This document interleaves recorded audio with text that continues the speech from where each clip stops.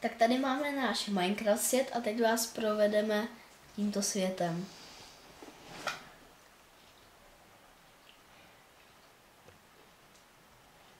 Například tady máme sopku, u ní bydlí zombie pigmen a děsovci, nebo děsové, nebo jak tomu chcete říkat.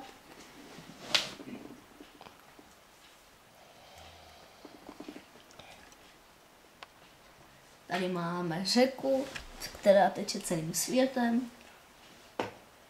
Tady vidíme ovečky a prasátka, vlastní výroby.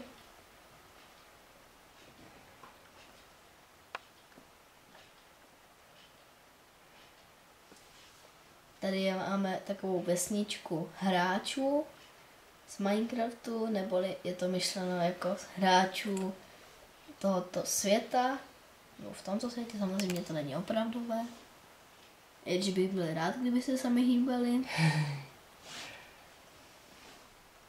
Tady máme hory a most. Tady vidíme vesničku nalevo.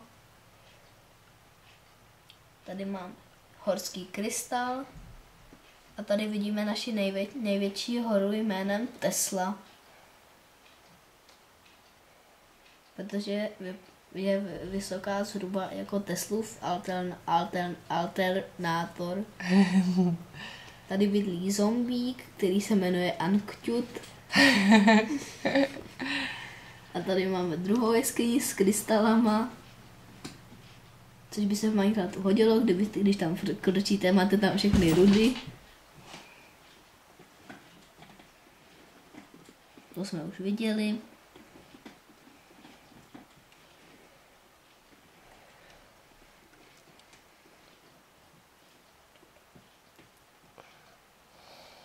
Tady máme hory s mostem, aby se po nich dalo chodit.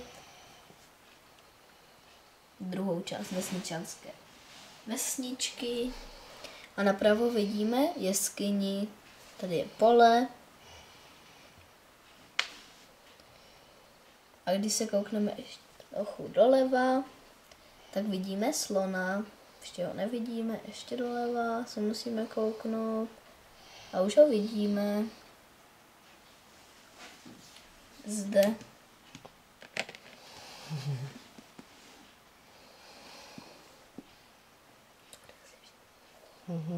A to je konec.